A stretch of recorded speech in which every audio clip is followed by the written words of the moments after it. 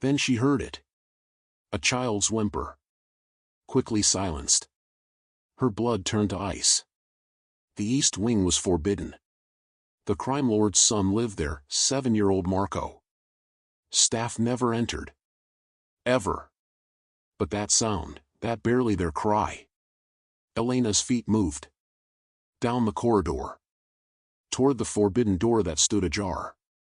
Through the gap, she saw them. 2 men in masks. One held Marco, hand clamped over the boy's mouth. The child's eyes were wide with terror, tears streaming down his pale cheeks. The Romano brat will fetch a fortune from the Corsetti family, the first man hissed. Grab him and let's go. For minutes before the camera loop resets. Every instinct screamed at Elena to run. To hide. To pretend she'd seen nothing. She was nobody. Just a maid trying to survive, working for the most dangerous man on the East Coast to pay her dying mother's medical bills. But Marco's eyes found hers through the crack. Those innocent brown eyes that begged for help. Elena's hand closed around the heavy brass candlestick. She didn't think. She slammed the door open and swung. The metal connected with skull. The man crumpled. Marco scrambled free. The second man spun toward her, hand reaching for his gun. Elena saw death coming. She threw herself at him anyway. The gun clattered across the floor. Hands closed around her throat, squeezing. The world darkened at the edges. Then the pressure vanished. Through blurred vision, Elena saw him, Dante Romano. The Mafia boss. Still in his dress shirt, face absolutely calm as he held the gunman by the throat with one hand. The man's feet dangled above the floor. You came into my home, Dante said softly, each word carved from ice, and put your hands on my son.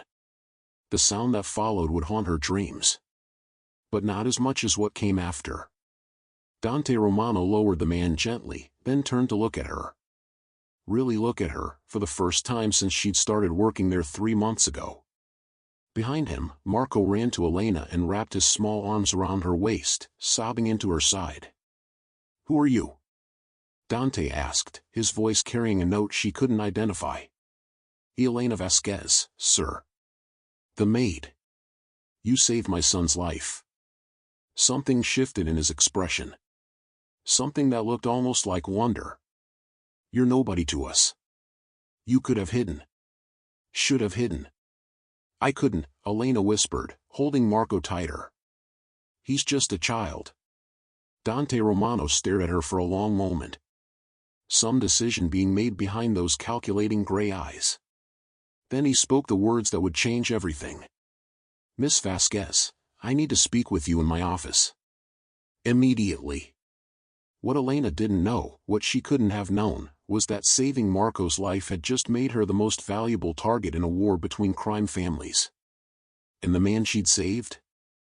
He was about to make her an offer that would either save her dying mother, or destroy everything Elena had ever been. The choice she made in that office would lead to bullets, betrayal, and a love so dangerous it could get them all killed. But that wasn't even the worst part. The worst part was the traitor already inside the house, watching, waiting, and reporting everything to the people who wanted Marco dead. Welcome back, my beautiful family and friends. If you are hooked in and ready to enjoy the story, click subscribe and let me know in the comment section where you are watching from, because tomorrow I'll be giving you an interesting story such as this one and you don't want to miss it. Now, let us begin. Elena had never been inside Dante Romano's private office. Few people had, according to the kitchen gossip. Those who entered either left with their fortunes made or never left at all. The room was surprisingly understated, no ostentatious displays of wealth, just rich leather, dark wood, and floor-to-ceiling windows that overlooked the estate's grounds. Dawn was beginning to break, painting the sky in shades of amber and rose. Beautiful, if you could forget what had just happened 3 floors above. Dante stood by the windows, his back to her, hands clasped behind him. Marco sat in an oversized chair, wrapped in a blanket, refusing to leave Elena's side. The boy had attached himself to her like a shadow, his small hand gripping hers with surprising strength. Maria, Dante said without turning around, addressing the older woman who had appeared, Marco's nanny. "Take my son to his new room. The East Wing is compromised until further notice." "But Papa," Marco started. "Marco." Dante's voice was gentle but firm. "Elena will be fine. I promise." The boy looked up at Elena with uncertain eyes. She managed a smile, though her whole body trembled with delayed shock. "Go on," she whispered. "I'll see you later." After Marco left reluctantly with Maria, the silence in the office became oppressive. Elena stood near the door, very aware that she was alone with one of the most dangerous men on the eastern seaboard. The bruises on her throat throbbed where the intruder had grabbed her. "Sit," Dante said, finally turning to face her. Elena lowered herself into the chair Marco had vacated, perching on its edge like a bird ready to flee. Up close, Dante Romano was younger than she'd thought, perhaps 35, with dark hair threaded with premature silver at the temples. His face was all sharp angles and controlled intensity, handsome in a way that felt dangerous to notice. He moved to his desk, opening a drawer and pulling out a file folder. Her file, Elena realized with a jolt. He'd had her investigated, of course. Everyone who worked in this house would have been vetted. Elena Maria Vasquez, he read, his accent giving her name a different music. 26 years old. Master's degree in early childhood education from Boston University. Graduated top of your class. He looked up. "You're overqualified to be cleaning my house." Elena's cheeks burned. "I needed work quickly." "Your agency didn't ask many questions." "Because I own the agency." He set the file down. "Your mother, Rosa Vasquez, is at St. Catherine's Hospital. Stage 4 cancer. Experimental treatment not covered by insurance. Medical debt of $473,000 and counting." Elena's breath caught. Hearing it spoken aloud made it real in a way it hadn't been before. "Yes, sir. You took this job 3 months ago, the day after the hospital threatened to stop her treatment." His gray eyes studied her with unnerving intensity. "You were a teacher before. Children loved you, according to the references I'm reading. But teaching didn't pay enough to save her." "No," Elena whispered. "It didn't." Dante leaned back in his chair, steepling his fingers. "Tonight, you risked your life for my son. A child you've never even met, in a house where you're paid to be invisible. You attacked armed men with a candlestick." Something that might have been respect flickered across his face. That was either incredibly brave or incredibly foolish. Probably both, Elena admitted, surprised to find herself being honest. What did she have to lose now? She'd broken the rules, entered forbidden territory. He could fire her, or worse. But I heard him cry, and I couldn't walk away. I have a younger brother. Had. Her voice broke slightly. He died when I was 18. Car accident. Sometimes I still hear him calling for me in my dreams. I couldn't ignore another child's cry. Not ever again. The confession hung in the air between them. Elena hadn't meant to say that, to reveal something so raw to this stranger who held her life in his hands. But exhaustion and adrenaline had stripped away her filters. Dante was quiet for a long moment. When he spoke again, his voice had lost some of its edge. "Marco's mother, my wife, died 2 years ago. Cancer, like your mother. I had all the money in the world, and I couldn't save her." He paused, and Elena saw something human flicker beneath the crime lord's mask. "Marco hasn't spoken more than a few words to anyone since then. He has nightmares every night. Maria is kind, but she's frightened of him, of what being my son means. She keeps her distance." "That's heartbreaking," Elena said softly. "He's just a baby.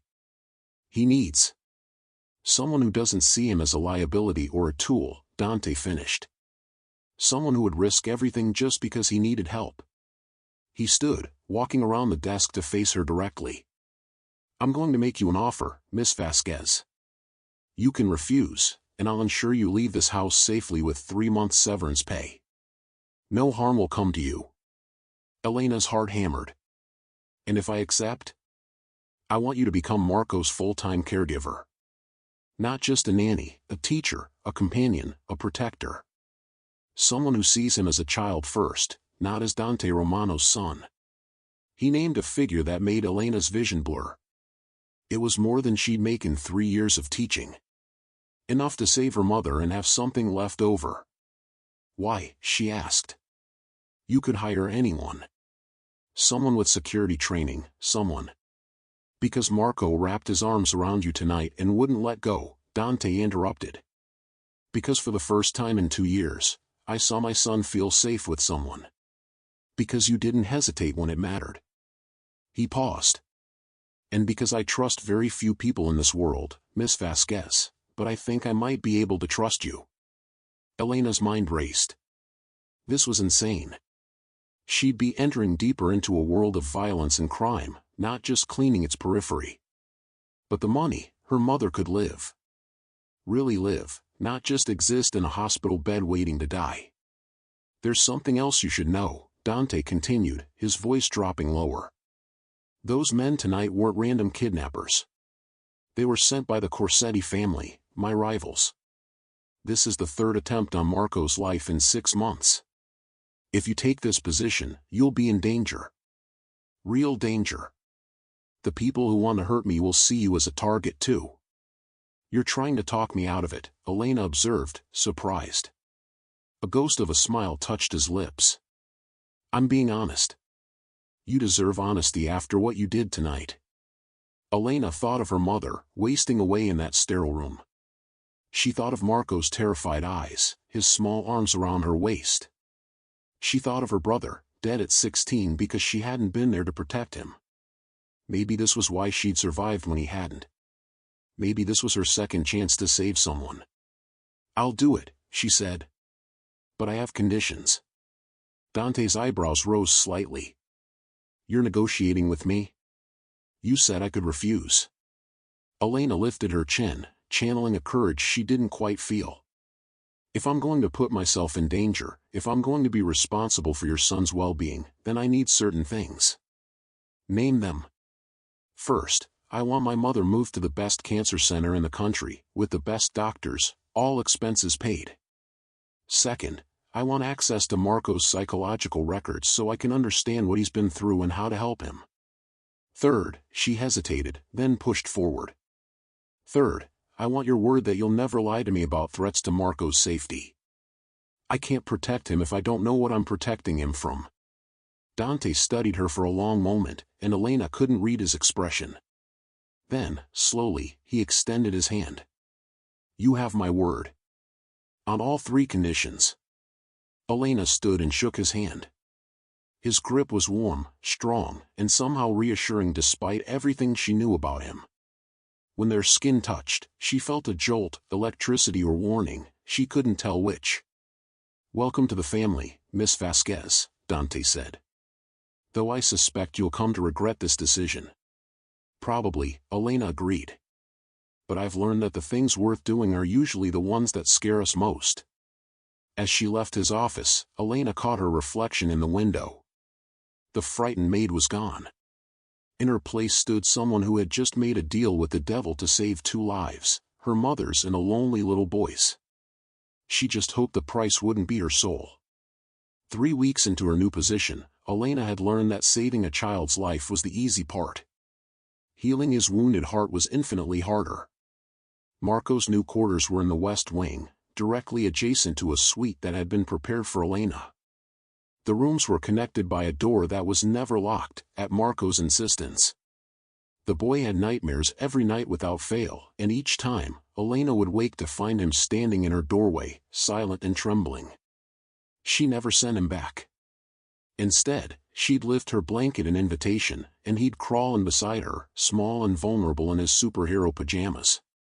Only then would he sleep peacefully. The household staff watched this development with mixed reactions. Some seemed relieved that someone had finally reached the boy. Others whispered that Elena was overstepping, getting too close, forgetting her place. She ignored them all. What surprised her most was Dante. The crime lord had dinner with his son every evening at 6 o'clock sharp, no matter what business demanded his attention. Elena had expected to fade into the background during these meals, but Dante insisted she join them. "You're Marco's caregiver," he'd said. "That makes you family." Family. The word felt strange in her mouth when applied to a man whose phone conversations sometimes ended with coldly delivered threats. But as the days passed, Elena began to see glimpses beneath Dante's armor. The way his expression softened when Marco laughed. How he'd absently reach out to ruffle his son's hair, as if reassuring himself the boy was real and safe. The exhaustion he tried to hide behind perfect posture and controlled words. "Miss Elena?" Marco's voice pulled her from her thoughts. They were in the estate's garden, the autumn air crisp and golden. Marco sat cross-legged on the grass, carefully arranging fallen leaves by color. It was a Tuesday afternoon, and Elena had converted their lessons into outdoor exploration. Traditional teaching methods hadn't worked. Marco would shut down, his eyes going distant and empty. But outside, with his hands busy and the pressure of pencils and papers removed, he began to open up. "Yes, sweetheart?" Elena settled beside him, adding a particularly red leaf to his collection. "Why did you save me?" His voice was barely above a whisper. "That night. You didn't know me." Elena's heart clenched. She chose her words carefully. "Because you needed help, and I could give it. That's what people do for each other, Marco. We help when we can. Mama used to say that." His small fingers trembled as he arranged another leaf. "She said good people help even when it's hard. But then she got sick and nobody could help her. Not even Papa, and he can do anything." "Oh, sweetheart." Elena pulled him close. "Your Papa loved your Mama so much. He would have done anything to save her. Sometimes, even love isn't enough to fix everything. That doesn't make the love any less real or powerful." Marco buried his face in her shoulder. "I dream about her. And then I dream about the bad men. And I can't tell which is worse, remembering her or remembering them." "Both are hard," Elena acknowledged, stroking his hair. "But remembering your Mama is also beautiful, even when it hurts. The bad men are just bad. They don't get to have space in your beautiful mind for long. We'll make sure of that. Promise?" His voice was so small, so desperately hopeful. "I promise." They sat together in comfortable silence until Marco spoke again. "Papa likes you." Elena blinked, surprised by the subject change. "I like him too. He's a good father to you." "No." Marco pulled back to look at her seriously. "He likes you the way he liked Mama. I can tell. He smiles differently when you talk." Heat flooded Elena's cheeks. "Marco, that's not." "Marco." "Elena." Dante's voice cut across the garden, sharp with urgency. He strode toward them, his phone still in his hand, 2 security guards flanking him. His face was carved from stone, but his eyes blazed with barely controlled fury. Elena stood immediately, pulling Marco behind her, an instinct she developed. "What's wrong?" Dante reached them, and for a moment, his gaze softened as it landed on his son. Then the steel returned. "We need to go inside. Now." "Papa?" Marco's voice trembled. "It's all right, son." Dante's tone gentled. "But we need to move quickly. Elena, bring him to my office. Don't let him out of your sight." They hurried back to the mansion, Marco's hand gripped tight in Elena's. Once inside Dante's office, with the door locked and guards posted outside, Dante finally explained. "The Corsettis have made a move." He pulled up security footage on his computer screen. "They've been watching the house. Specifically, they've been watching you, Elena." The blood drained from Elena's face as she watched grainy footage of herself and Marco in the garden, taken from somewhere beyond the estate walls. Different angles, different days.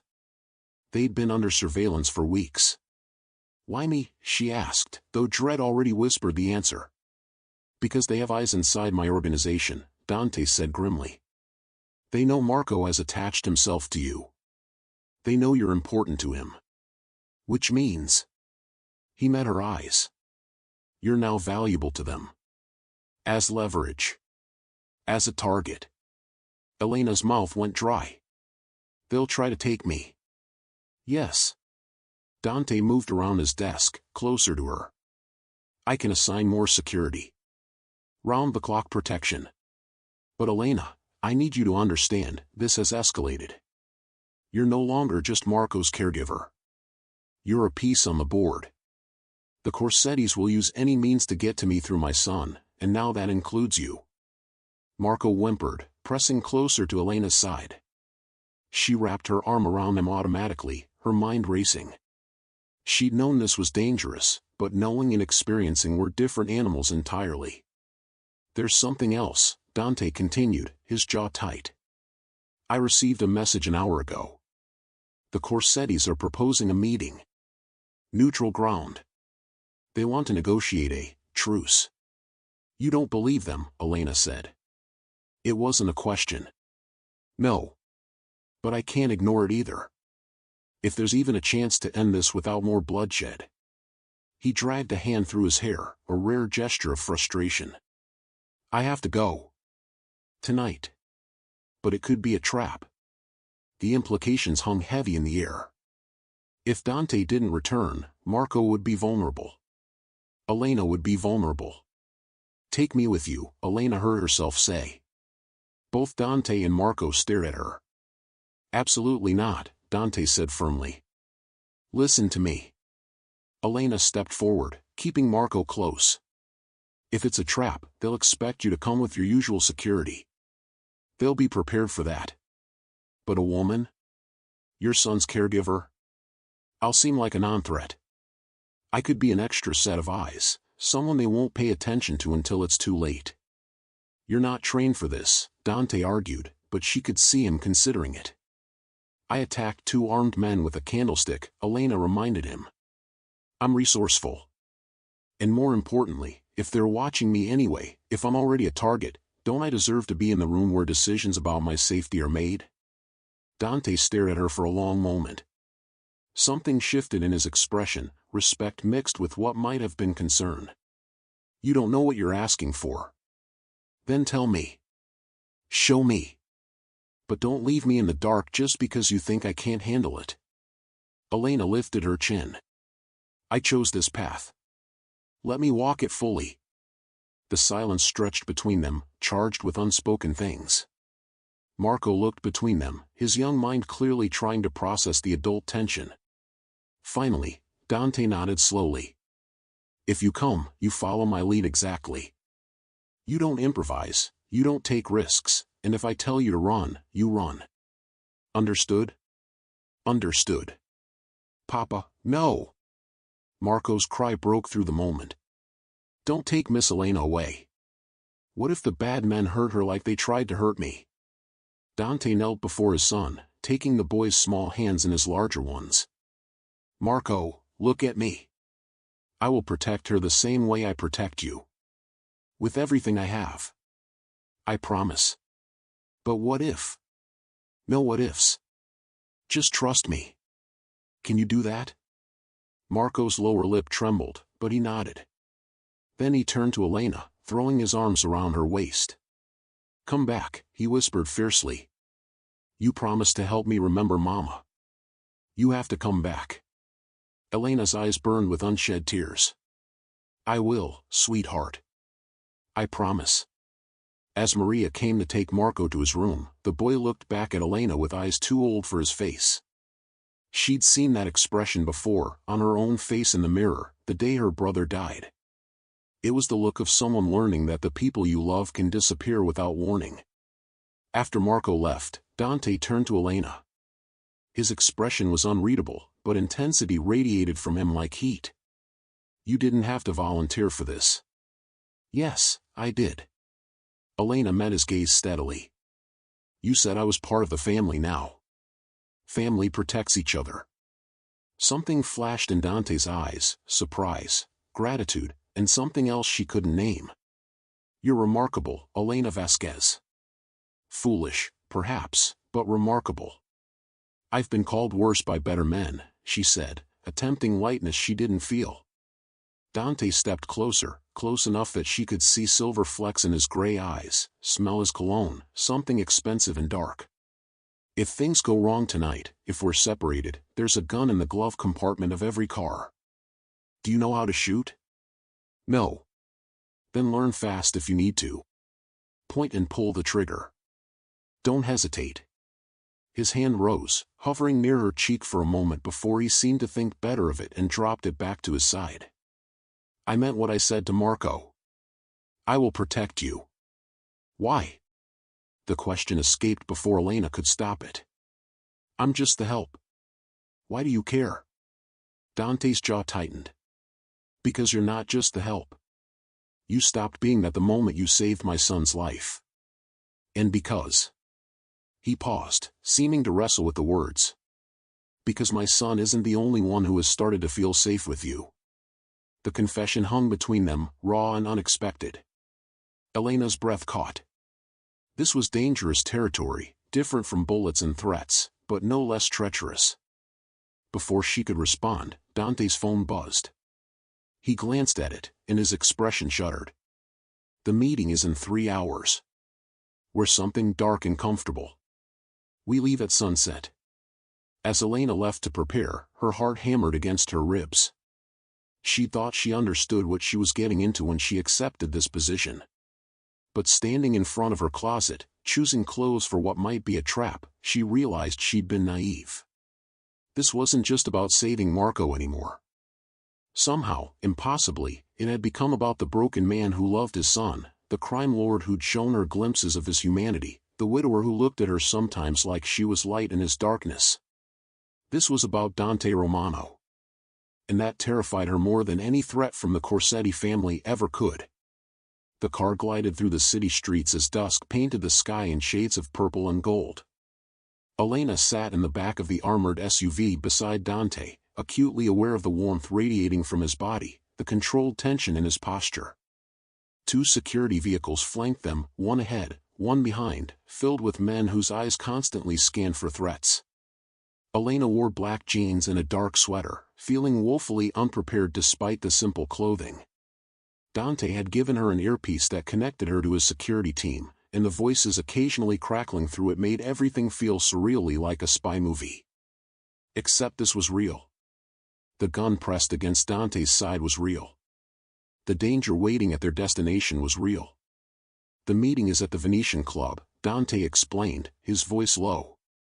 Neutral territory, owned by the Commission, the oversight body that mediates disputes between families. The Corsettis can't make a move there without consequences. But you don't trust that, Elena said. I don't trust anything when it comes to Antonio Corsetti. Dante's jaw tightened. He's ambitious and reckless. His father kept him in check, but the old man died 6 months ago. Since then, Antonio has been pushing boundaries, testing limits. And targeting Marco. Yes. The single word carried oceans of barely restrained violence. He thinks that by taking my son, he can force me to surrender territory, to give him power I've spent 15 years building. He doesn't understand that I would burn this entire city to ash before I let anyone harm Marco. The ferocity in his voice sent shivers down Elena's spine. This was the man people feared, the crime lord whose reputation made grown men nervous. But she'd also seen him read bedtime stories to Marco in funny voices, witnessed him checking on his sleeping son 3 times every night, watched him smile when Marco finally laughed. Tell me about the Corsettis, Elena said. What should I watch for? Dante studied her for a moment, seeming to appreciate her directness.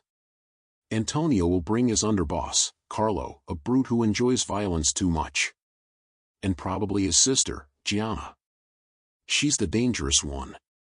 Smart, calculating. She was educated at Oxford, speaks 5 languages, and has orchestrated some of their most successful operations. A woman in this world, Elena mused. That must be difficult. She's made it work by being more ruthless than any man in the room.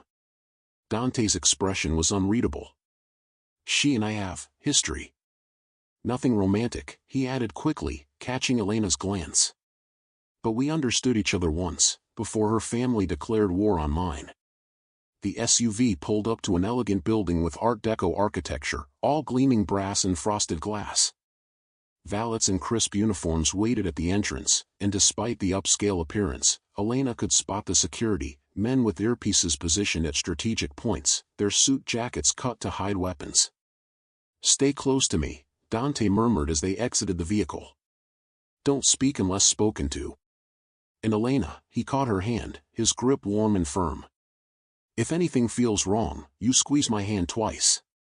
That's the signal to my men that we need extraction." Elena nodded, her mouth dry.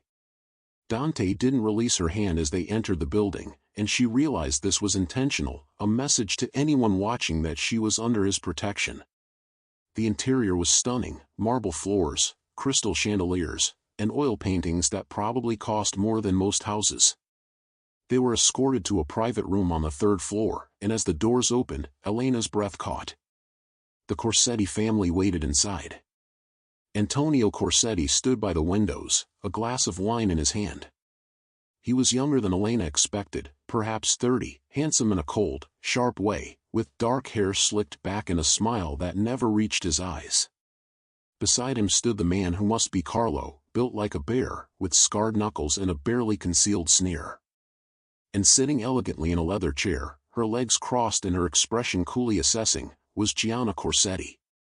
She was beautiful, devastatingly so.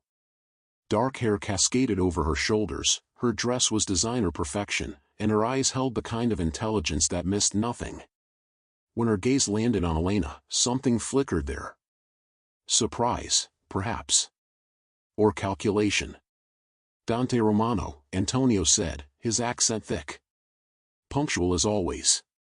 "And you've brought a guest?" His eyes raked over Elena with barely disguised interest. "This is Miss Vasquez," Dante said smoothly, his grip on Elena's hand tightening slightly. "My son's caregiver." "Ah, yes." Antonio's smile widened. "The brave little maid who attacked my men with a candlestick. You've become quite the legend, Miss Vasquez." Elena's blood ran cold. "Your men." He'd just admitted to ordering Marco's kidnapping with the casual ease of someone discussing the weather. "I protect the children in my care," Elena said, keeping her voice steady despite her racing heart. "Perhaps if your men didn't target 7-year-olds, they wouldn't get hit with candlesticks." The room went silent. Carlo's hand moved toward his jacket, but Gianna raised one elegant finger, stopping him. She was watching Elena with what might have been amusement. "She has spirit," Gianna observed, her English perfect and unaccented. "How refreshing.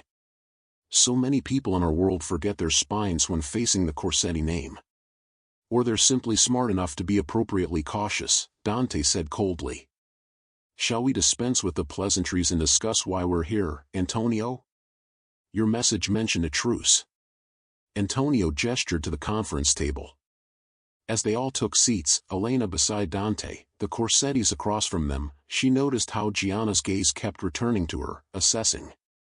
"Let's be honest," Antonio began, leaning back in his chair with affected casualness. "Our families have been at war for 6 months. It's costly. Messy. Bad for business. I propose we end this conflict peacefully." "By peacefully, you mean I surrender the waterfront territory your father tried to take from me for 20 years? Dante's tone was glacier cold. "I mean we found a compromise. A merger of interests." Antonio's smile was shark-like. "You have the resources I need. I have ambition and manpower.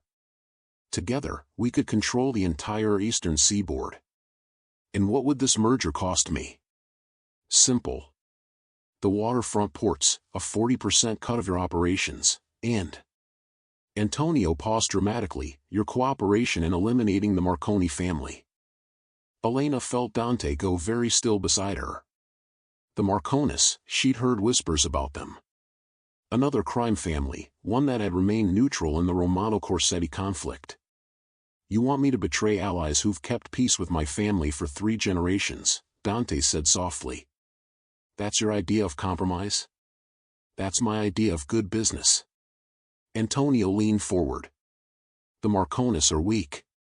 Sentimental. They hold territory they can't defend. Split between us, their assets would make us both very wealthy. No. The single word was absolute. Final. Antonio's expression hardened. I think you misunderstand the situation, Romano. This isn't a negotiation. It's an offer of mercy. Accept my terms, or what? Dante's voice was deadly quiet. You'll continue targeting my son? You'll keep sending men to die in my home? You're welcome to try, Antonio. But understand that every attempt on Marco's life brings me closer to ending yours. Carlo stood abruptly, his chair scraping against the floor. You dare threaten? Sit down, Carlo, Gianna commanded, her voice sharp. The brute obeyed immediately, though fury radiated from him. She turned her attention to Dante. My brother is young and impulsive, but he's not wrong about the situation. This war is unsustainable for both families. Then end it, Dante said. Pull back. Stop targeting civilians, his hand squeezed Elena's meaningfully, and children. Fight like men or don't fight at all. Civilians? Gianna's gaze slid to Elena. Miss Vasquez is hardly a civilian anymore, is she? She lives in your home, cares for your son, sits beside you at negotiations. She's made her choice. She saved a child's life, Dante countered. That doesn't make her a combatant. It makes her family, Gianna said softly. And family is always fair game. You know the rules, Dante. You wrote half of them yourself, back when we were allies. The tension in the room had become suffocating. Elena could feel Dante's rage barely contained beneath his composed exterior, could see Antonio's frustration mounting, and Gianna's calculating gaze never wavered. Then Gianna did something unexpected. She addressed Elena directly. Miss Vasquez, may I ask you a question? Dante's hand tightened warningly on Elena's, but she nodded slowly. You may ask. Why are you really here? A woman with a master's degree, reduced to serving a crime lord's household. What desperation brought you to Dante Romano's door? My mother is dying, Elena said quietly. I needed money for her treatment. Mr. Romano provided that opportunity. So he bought you. Gianna's tone wasn't cruel, just matter of fact. Your loyalty, your services, your silence. All purchased with medical bills. He gave me a chance to save someone I love, Elena corrected, feeling heat rise in her cheeks. That's not the same as being bought. Isn't it?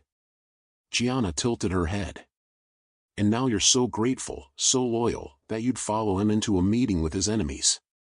You'd risk your life for his son, for him. Tell me, Miss Vasquez, what happens when he no longer needs you? When your mother recovers or doesn't? What becomes of the grateful employee then? The words struck deeper than Elena expected. She'd asked herself the same questions in the dark hours of the morning, when Marco's nightmares had finally quieted and she lay awake wondering what she'd become. That's enough, Gianna, Dante said, his voice like steel. But Gianna wasn't finished. She leaned forward, her expression almost sympathetic. I'm not trying to be cruel. I'm trying to give you perspective. Men like my brother, like Dante, they don't see people. They see assets, leverage, pieces to be moved on a board. You think you're special because you saved his son? You're not. You're useful. For now. You're wrong, Elena heard herself say. The words came from somewhere deep, somewhere honest. I've seen him with Marco. I've seen the man beneath the reputation. He's not what you think he is. Then what is he? Gianna challenged. Elena turned to look at Dante, really look at him. His jaw was tight, his eyes burning with barely restrained emotion. In that moment, she saw everything, the protective father, the dangerous criminal, the lonely widower, the man who'd promised to protect her and meant it. He's someone worth believing in, Elena said softly. The room fell silent. Antonio stared at her like she'd grown a second head. Carlo looked disgusted. But Gianna was watching Dante, and something like sadness crossed her beautiful face. "Oh, Dante," Gianna murmured. "You didn't." "Didn't what?" Antonio demanded. "Fall for her," Gianna said, still looking at Dante. The great Dante Romano, who swore after Isabella's death that he'd never let anyone close again. "You've fallen for your son's caregiver." "That's absurd," Dante said, but his voice lacked its usual certainty. "Is it?" Gianna stood, graceful as a cat. "I know you, Dante. I knew you when we were allies, when you and Isabella were young and hopeful. I know what you're talking about. The way you're holding her hand isn't protective, it's possessive. The way you look at her isn't professional, it's hungry. And the way you reacted when I questioned her motives? Pure emotion. You've already let her past your walls." Elena's heart hammered. She couldn't look at Dante, couldn't process what Gianna was saying, because if it was true, if he felt even a fraction of what she'd been trying to ignore. "This changes things," Antonio said, leaning back with a satisfied smile. "Miss Vasquez isn't just an employee. She's leverage. She's weakness. Touch her and I'll kill every Corsetti in this city," Dante said quietly. "Starting with you, Antonio." The threat hung in the air, absolute and terrible. Carlo reached for his weapon, but faster than Elena could process, Dante had produced his own gun, the barrel pointed directly at Antonio's head. "Dante, no!" Elena gasped. "Everyone calm down," Gianna commanded, her voice cutting through the tension. "We're in neutral territory. This isn't the time or place for bloodshed." Slowly, very slowly, weapons were lowered. But the damage was done. The Corsettis knew now what Elena meant to Dante, or at least, what they thought she meant. And that knowledge made her infinitely more valuable as a target. "This meeting is over," Dante said, standing and pulling Elena to her feet. "Consider my answer to your proposal a permanent no. Come near my family again, and there won't be negotiations. There will only be war." As they moved toward the door, Gianna's voice stopped them. "Dante. A word of advice, from someone who once called you friend. Protect what you love, but don't let love make you vulnerable. In our world, affection is a weapon sharper than any knife." Dante didn't respond. He simply guided Elena out of the room, his hand firm on her lower back, his body positioned between her and any potential threat. They didn't speak during the elevator ride down or the walk to the SUV. But once inside, with the doors locked and the vehicle moving, Elena finally found her voice. "Is it true?" she whispered. "What Gianna said about you falling for me?" Dante stared straight ahead, his jaw working. "Elena. Because if it is, we need to talk about it. We need to establish boundaries. I won't be the reason Marco gets hurt. If the Corsettis think they can use me against you." "Stop." Dante turned to face her, and the raw intensity in his eyes stole her breath. "Do you want to know the truth?" "Fine. Yes." Gianna was right. "I've been trying to fight it, to maintain professional distance, but I can't. Every day, watching you with my son, seeing your strength and kindness, hearing you laugh, it breaks down every wall I built after Isabella died." Elena's breath caught. "Dante." "But Gianna was also right about something else," he continued, his voice rough. "My feelings for you make you vulnerable. Make Marco vulnerable. The smart thing, the right thing, would be to send you away. Pay you, protect you from a distance, and remove you from the line of fire. Is that what you're going to do?" Elena's heart felt like it might shatter. Dante reached out, his hand cupping her cheek with surprising gentleness. "No. Because I'm apparently a selfish man who can't bear the thought of you leaving. So instead, I'm going to do everything in my power to keep you safe. To keep Marco safe. Even if it means going to war with every family in the city." "That's insane," Elena whispered, even as she leaned into his touch. "Probably." A ghost of a smile touched his lips. "But you make me want to be insane." You make me want to be better than what I am. And that's terrifying.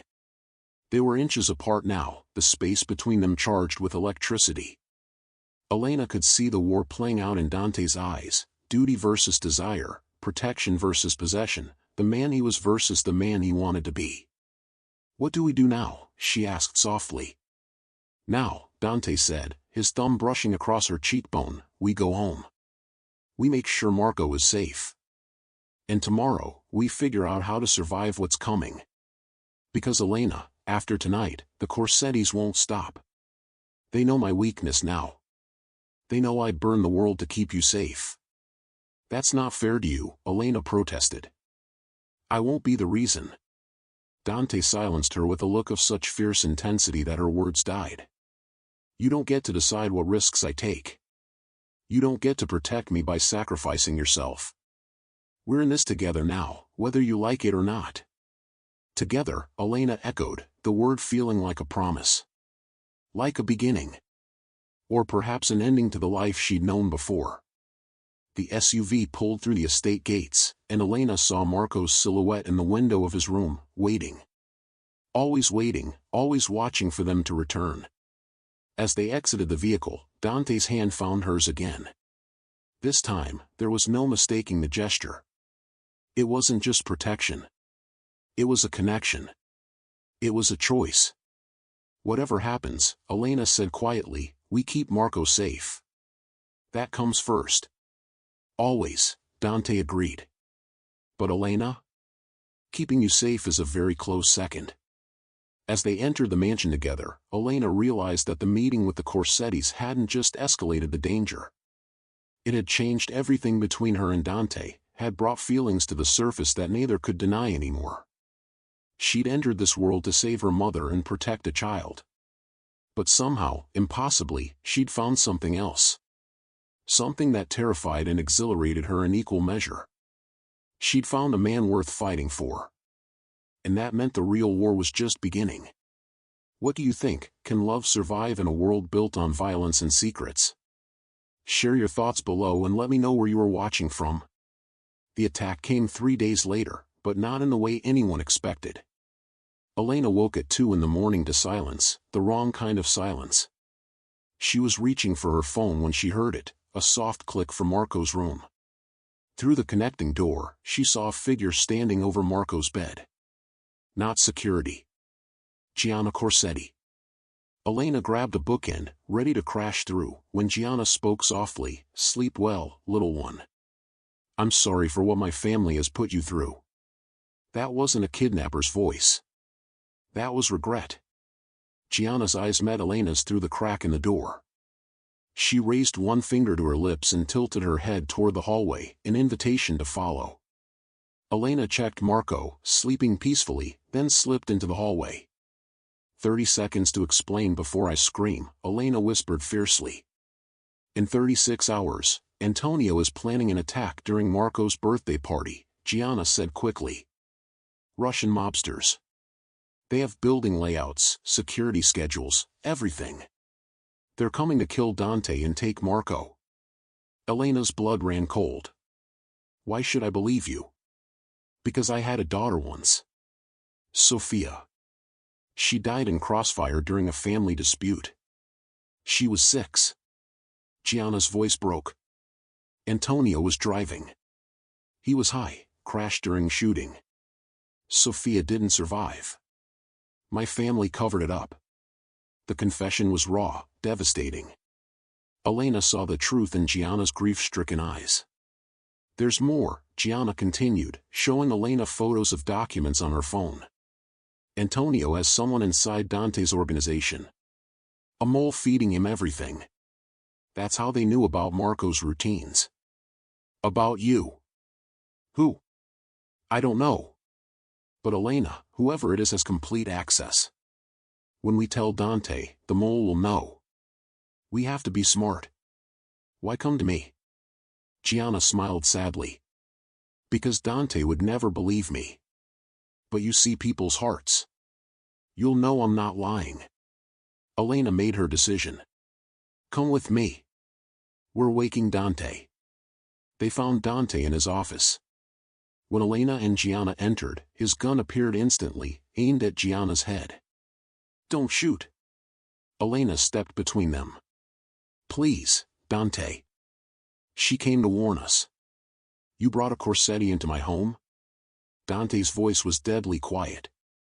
"I'm already inside your defenses," Gianna pointed out. "I could have taken Marco. But I didn't. Because that's not why I'm here." And Gianna told him everything. About Antonio's plan, the Russians, the mole, her daughter Sofia, and the guilt eating her alive. When she finished, the office was silent.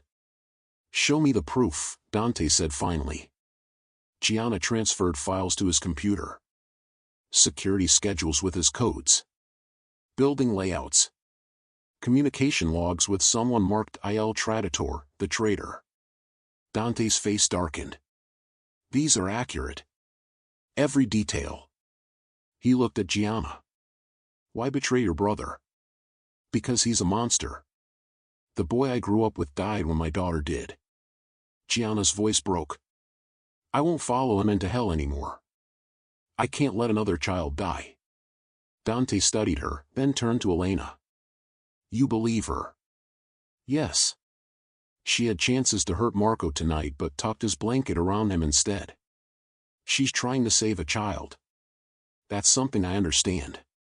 Dante holstered his gun. "If you're lying, I will erase your family line from history. Understand?" "Perfectly," Gianna said. "Then let's find this mole and stop the attack."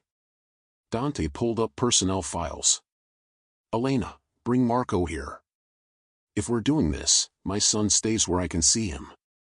As Elena moved to leave, Dante caught her hand. "Thank you. For trusting your instincts." "We're a team," Elena reminded him. "Together." "Together," he echoed. Elena brought Marco to the office. When the sleepy boy saw Gianna, he pressed close to Elena's side. Gianna knelt to his level. "Hello, Marco. I know my family has hurt you. But I'm going to help your papa keep you safe. I promise." Marco studied her with old eyes. "You're sad. Like me. Like when Mama died." "Yes. I lost someone too." "Was she nice?" "She was the best person I ever knew," Gianna whispered. "Papa says people we love never really leave. They live in our hearts. Maybe your person is in your heart, keeping you strong." Gianna's composure shattered. She covered her face, shoulders shaking with silent sobs. Elena moved to comfort her. "We're going to stop your brother. And you're going to honor your daughter's memory by saving Marco's life." For the next hour, they worked. Dante analyzed schedules and personnel files. Gianna provided details about the Russians' methods, weaknesses in Antonio's plan. "We need to set a trap," Dante said grimly. "Cancel the party, and Antonio just picks another time." "No, we let him think his plan is working. The party happens, but we're ready." "You're talking about using Marco as bait," Elena said, horrified. "I'm talking about ending this war permanently while protecting my son." Dante's expression was granite. "Elena, you and Marco will be in the safe room the moment anything seems wrong." "What about Gianna?" Elena asked. "I should go back," Gianna said quietly. "Act like nothing changed. Feed Antonio false confidence." "That's suicide," Elena protested.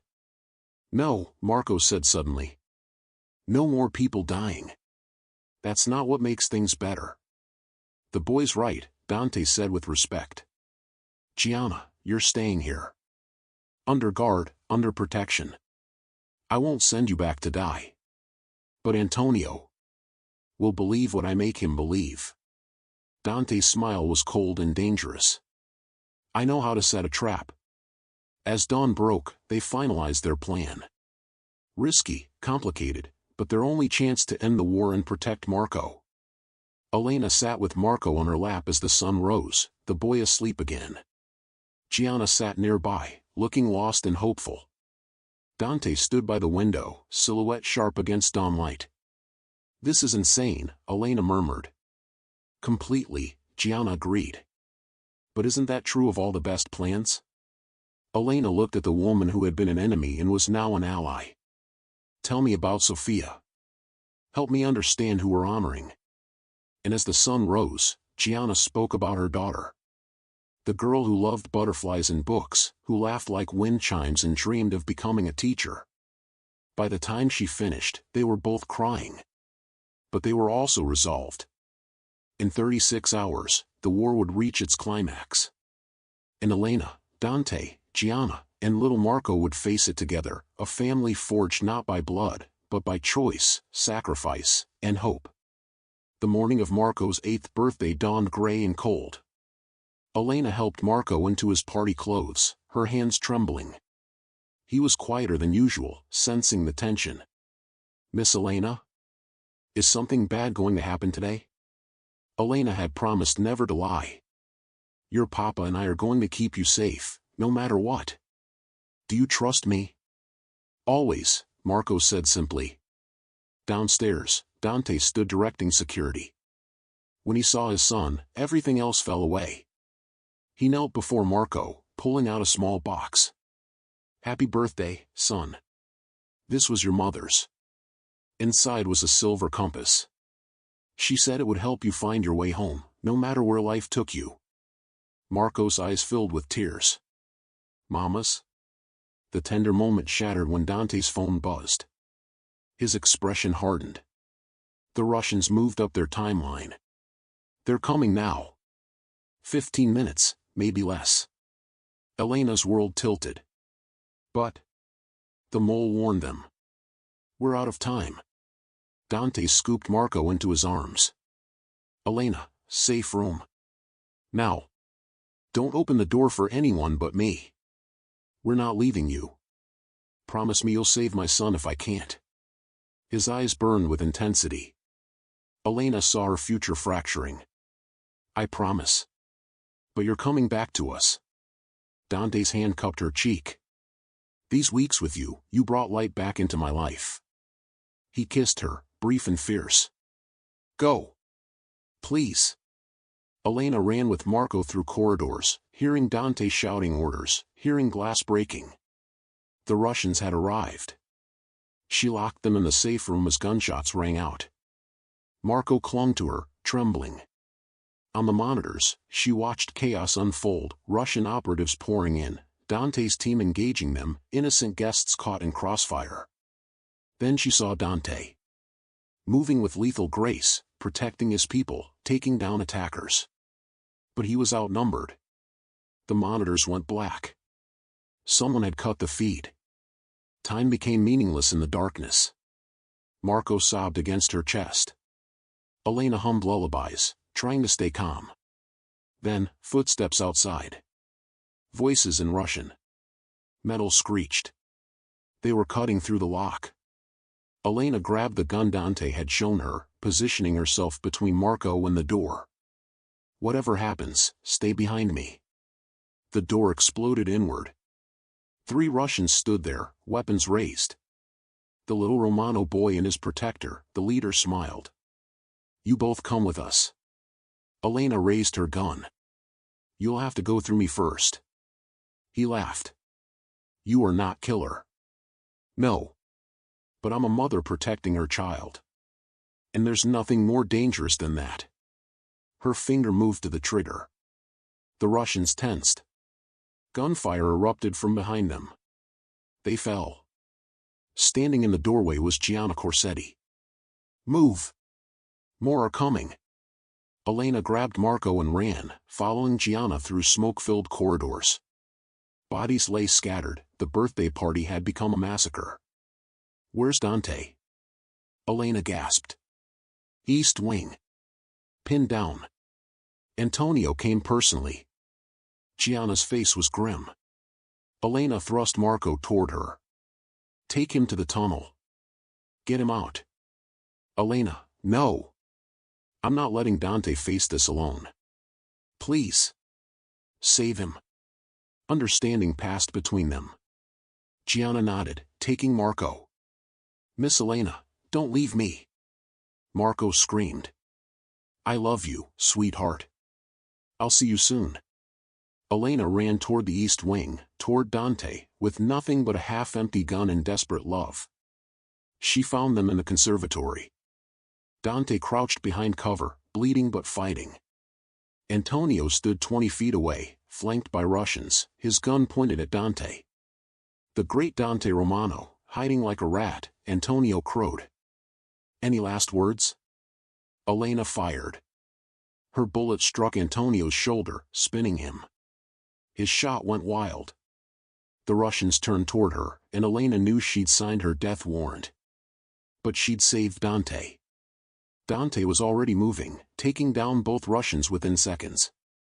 Only Antonio remained, clutching his bleeding shoulder, weaponless.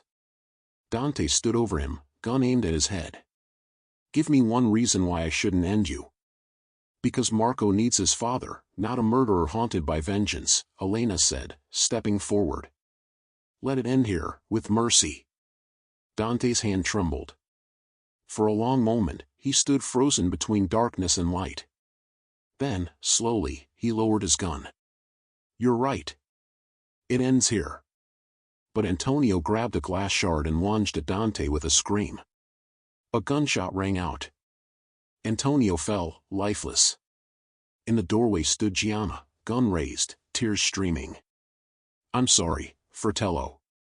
But you left me no choice. The mansion fell silent except for distant sirens. Dante crossed to Elena, pulling her into his arms. You saved me. You foolish, brave woman. We saved each other, Elena corrected. Where's Marco? Safe. In the tunnel, Gianna said quietly. But as they stood in the ruins, Elena felt the weight of everything crash over her. The violence. The death. The impossible choices. This was Dante's world. This was what loving him meant. And she wasn't sure she could survive it. The aftermath was chaos contained. Police swarmed the estate, EMTs treated the wounded, and body bags lined the driveway like a grim parade. Elena sat in Dante's office, wrapped in a blanket despite the room's warmth. Shock, the paramedic had said. Her body's way of processing trauma. But all she could think about was Marco, still hidden in the tunnel with Gianna's contact, waiting for the all-clear. Dante emerged from speaking with the authorities, his shoulder bandaged, exhaustion carved into every line of his face. He told them a version of the truth, a business dispute turned violent, self-defense, innocent victims caught in crossfire. His lawyers were already spinning the narrative, and his connections in the police department ensured certain details would remain buried. This was how his world worked. Violence sanitized, crimes concealed, justice bought and paid for. Marco? Elena asked, her voice hoarse. Being brought up now. He's safe. Dante knelt before her, taking her trembling hands. Elena, look at me. She met his eyes, seeing her own horror reflected there. I'm sorry, he said quietly. I'm sorry you had to see this. Had to be part of this. I thought I could protect you from the worst of my world, but... You can't, Elena interrupted. That's what I realized today. This isn't something you can shield me from. It's who you are. What you are. Dante flinched as if she'd struck him. Yes. I killed someone today. Elena's voice cracked. I shot Antonio. I looked another human being in the eyes and pulled the trigger. And the worst part? I don't regret it. Because he was going to kill you, and I couldn't let that happen.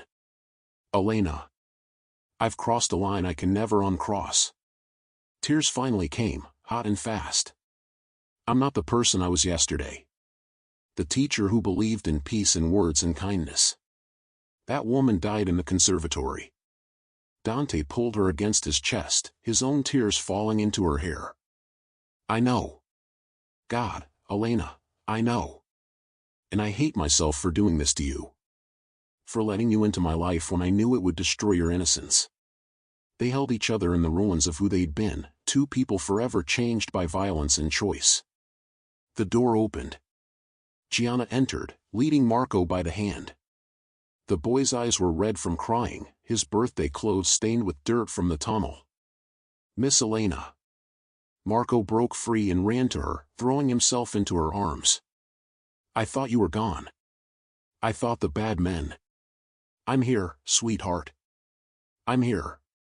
Elena held him so tight, breathing in his little boy smell, feeling his racing heartbeat against hers. This was why she'd pulled that trigger. This child, this innocent life, was worth becoming someone she didn't recognize. Marco pulled back to look at her face. "You're different. Children always saw the truth." "I am," Elena admitted. "Today was very hard. Very scary. But I'm still me. Still the person who loves you and your papa more than anything. Even though papa's world is dangerous." Elena glanced at Dante, seeing hope and fear warring in his expression. "Especially because of that. Your papa needs people who love him enough to stand beside him in the darkness. Who remind him that light exists." Gianna cleared her throat. "The police want statements from all of us. I've told them I acted in self-defense against my brother. That he'd become unstable, dangerous." Her voice was hollow. "It's not a lie. But it's also not the whole truth." "What will you do now?" Dante asked. "The Corsetti organization is yours by default. I'm dismantling it." Gianna's words were firm. "No more territory wars. No more violence. I'll liquidate the assets, pay reparations to families we've harmed, and disappear. It's what Sophia would have wanted." "You could stay," Elena found herself saying. "Here. With us. You saved our lives today." Gianna smiled sadly. "I killed my brother today. Some things can't be forgiven, even when they're necessary. But thank you, Elena. For seeing me as more than my family name. For giving me a chance at redemption." She knelt before Marco. "Be good to them, little one. They love you very much. And remember, the people we love never truly leave us. They stay in our hearts forever." Marco hugged her, and Gianna's composure finally broke. She held the boy who reminded her of the daughter she'd lost, tears streaming silently. Then she stood, nodded to Dante and Elena, and walked out of their lives. The police took statements. Lawyers negotiated. The media circus began, another violent incident in the Romano estate, another reminder of the crime lord's dangerous world. But as night fell and the chaos finally quieted, Elena sat with Dante and Marco in the boy's new room, far from the conservatory's bloodstains. "What happens now?" Elena asked softly, Marco asleep between them. "That depends on you," Dante said. "After today, after everything you've seen and done, do you still want this life? Want us?" Elena looked at the sleeping child, so peaceful despite the day's horrors. Looked at the man who'd stolen her heart despite every logical reason to run. Thought about the person she'd been and the person she'd become. "I don't know if I can do this," she admitted.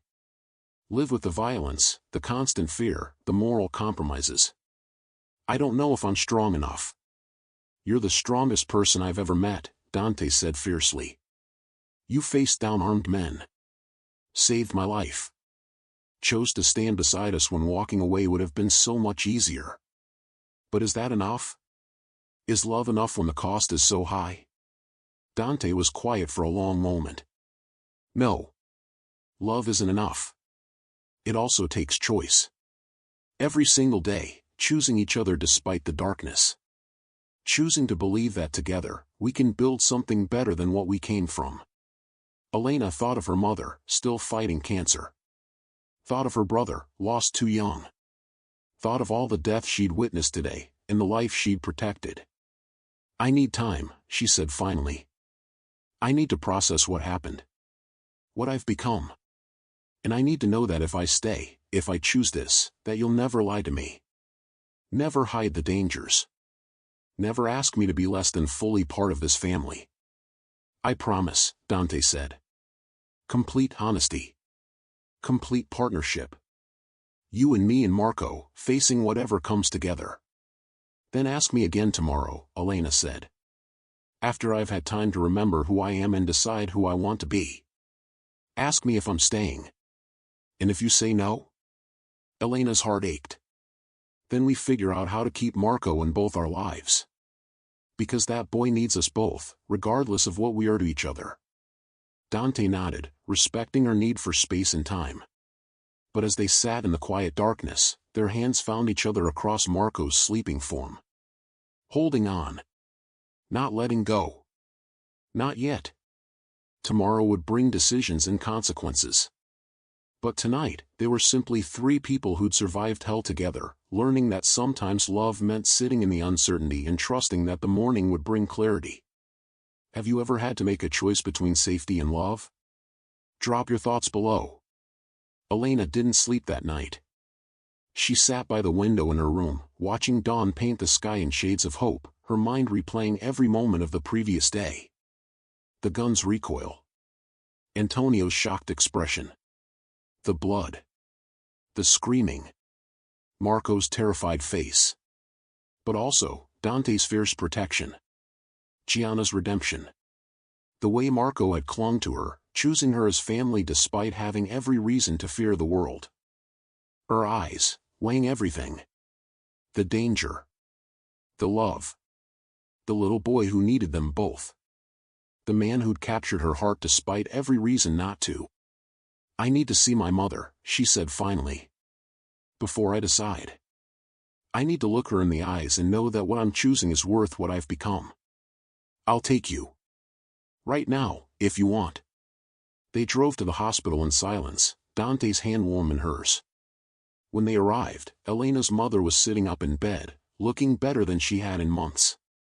The treatment was working. Life was returning to her eyes. Mija. Rosa Vasquez smiled, then her expression shifted as she truly looked at her daughter. What happened? You look different. Elena sat beside her mother's bed, Dante standing respectfully at the door. Mama, I need to tell you something. About my job. About what I've been doing. She told her everything. The attack, the danger, the violence she'd participated in. Her mother listened without interruption, her face showing shock, fear, and finally, understanding. You killed someone, Rosa said quietly when Elena finished. Yes. To protect a child. To save the man you love. Yes.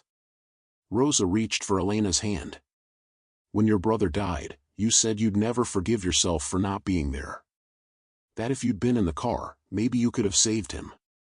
Elena's throat tightened. Mama. Yesterday, you were there. You saved that little boy. You saved the man who loves you. Mija, I didn't raise you to be violent. But I did raise you to protect the people you love, to stand up when others would run away. Rosa's eyes filled with tears. I'm not saying what you did was right. But I understand why you did it. And I'm proud that when the moment came, you were brave enough to act. Even though it changed me. We all change, Mija. Life shapes us in ways we don't expect. The question isn't whether you've changed, it's whether you've changed into someone you can live with. Rosa squeezed her hand. Can you? Elena thought about Marco's smile. Dante's fierce protectiveness. Gianna's redemption. The family she'd found in the strangest, darkest place. Yes, she said softly. I think I can. Rosa looked past her to Dante. You. Come here. Dante approached cautiously. Rosa studied him with a mother's shrewd eyes. You love my daughter? More than my own life, Dante said simply. And you'll protect her? Not just her body, but her heart, her soul, the goodness in her that makes her special? I'll try. Every day, I'll try. Rosa nodded slowly. Then you have my blessing. But understand this, if you let her darkness consume her goodness, if you turn her into someone cruel or cold, I will haunt you from beyond the grave. Understood? Despite everything, Dante smiled. Understood, Senora. Elena hugged her mother, crying and laughing at the same time. When they finally left the hospital, she felt lighter. Clearer. In the parking lot, she turned to Dante. Ask me. What? Ask me if I'm staying. Dante's breath caught. Elena, are you staying? She thought of all the reasons to say no. The danger, the violence, the moral compromises that would come. Then she thought of Marco's laughter, Dante's fierce love, the family they could build together from broken pieces. Yes, Elena said. I'm staying. Not because I have to. Not because of money or obligation. But because I choose you. I choose Marco. I choose us, with all the complications and dangers and impossibilities that come with it. Dante pulled her close, burying his face in her hair. She felt his shoulders shake with relief, with emotion too big for words. Thank you, he whispered. Thank you for choosing us. Thank you for letting it be a choice, Elena replied. They stood in the hospital parking lot, holding each other, two damaged people who'd found something whole and beautiful in the wreckage of their lives. The road ahead wouldn't be easy. There would be more dangers, more difficult choices, more moments when Elena would question her decision. But for now, in this moment, she knew she'd chosen right. Love wasn't about safety. It was about standing beside someone in the darkness and trusting that together, you could find the light. 6 months later, the Romano estate had transformed. Gone were the bullet holes and shattered glass, replaced by renovations that breathed new life into old walls. The conservatory had been rebuilt as a library, Marco's request, filled with books and a reading nook where Elena taught him every afternoon. The changes went deeper than architecture. Dante had begun legitimizing his business operations, slowly divesting from criminal enterprises. It wouldn't happen overnight, 15 years of reputation couldn't be erased in months, but he was trying. For Marco. For Elena. For the man he wanted to become. Elena stood in the garden, watching Marco play with the puppy Dante had given him, a golden retriever named Compass, after his mother's gift. The boy laughed, truly laughed, in a way he hadn't 6 months ago. Therapy was helping. Time was helping. Love was helping most of all. There you are. Dante's arms wrapped around her from behind, his chin resting on her shoulder. Hiding from the party preparations? Taking a moment to appreciate how far we've come. Elena leaned into his warmth. Remember when I was just the maid who attacked kidnappers with a candlestick? I remember thinking you were the most foolish, bravest woman I'd ever met. He turned her to face him. I still think that. Good, because I have news that might test both those qualities. Elena took a deep breath. My mother's in complete remission. The doctors say she's beaten it. Elena, that's wonderful. Dante's face lit up with genuine joy. There's more. She wants to move here. To be close to us, to help with Marco. She says she's not spending whatever time she has left away from her daughter and that stubborn grandson of mine. Elena smiled. Think you can handle having my mother under your roof? I'd be honored. Dante kissed her forehead. This family keeps growing in the best ways. About that. Elena took his hand, placing it on her stomach. It might grow a bit more. I took a test this morning. Dante froze, his eyes widening. You're pregnant. 8 weeks, I think. Elena's voice trembled with emotion. I know this complicates things, with your world still being what it is, but... Dante kissed her, deep and sure and filled with joy. When he pulled back, tears shone in his eyes. Complications are what we do best. This is incredible, Elena. A baby. Our baby. You're happy. I'm terrified and thrilled and so grateful I can barely breathe. He knelt, pressing his forehead to her stomach. Thank you. For staying. For loving us. For building this life with me. Marco ran over, Compass bounding beside him. Papa, why are you on the ground? Did you drop something?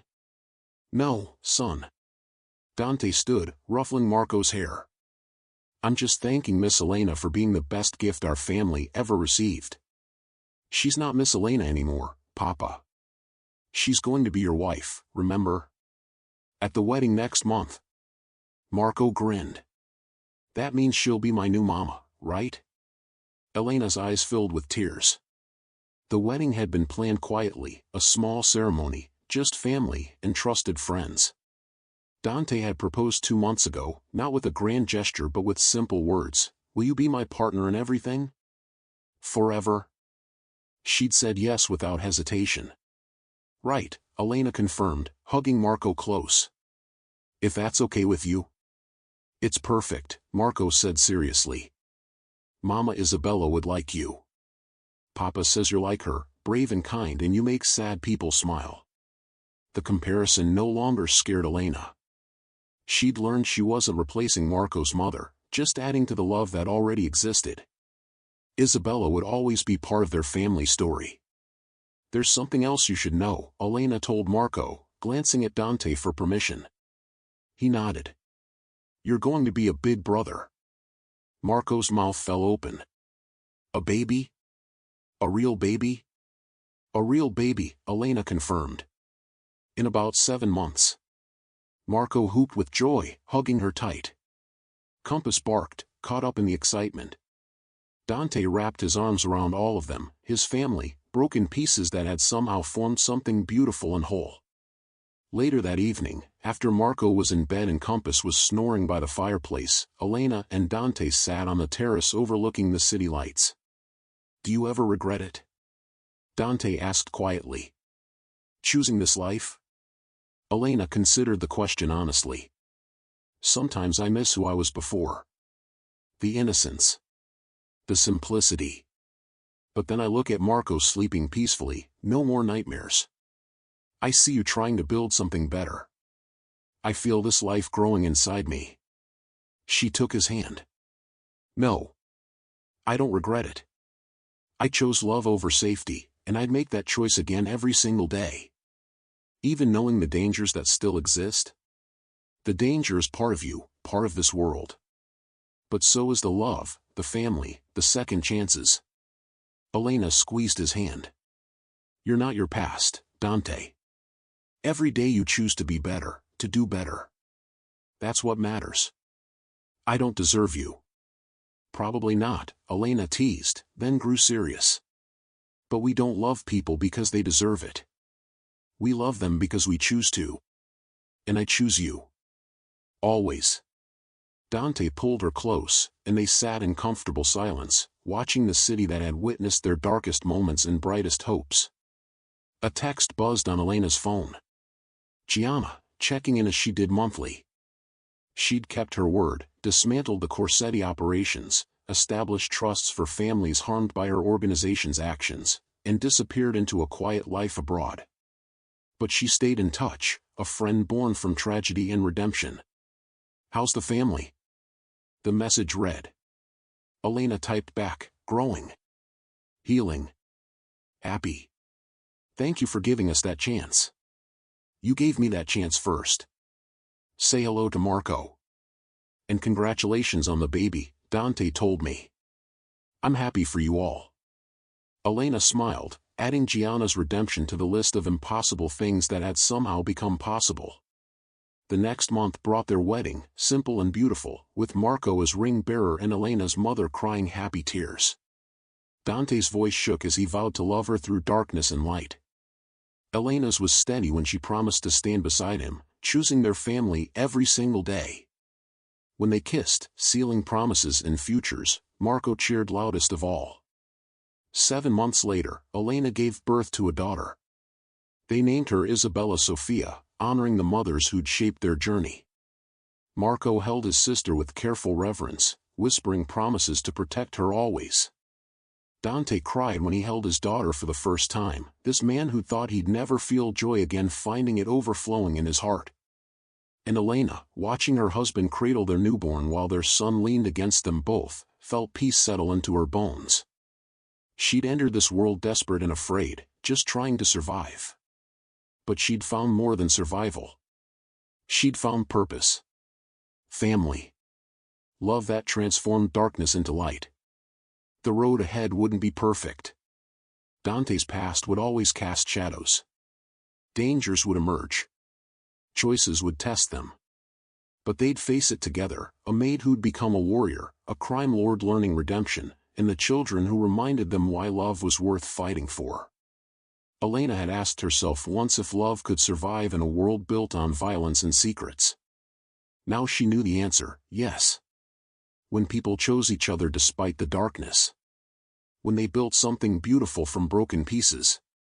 When they believed in second chances and new beginnings. Love didn't just survive. It transformed everything it touched.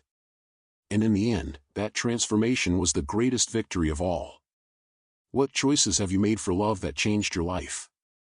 Share your story in the comments. We'd love to hear how you found light in your own darkness.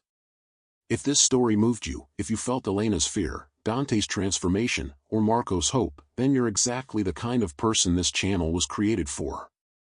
We tell stories about ordinary people thrust into extraordinary circumstances. About second chances and redemption. About love that survives in the darkest places.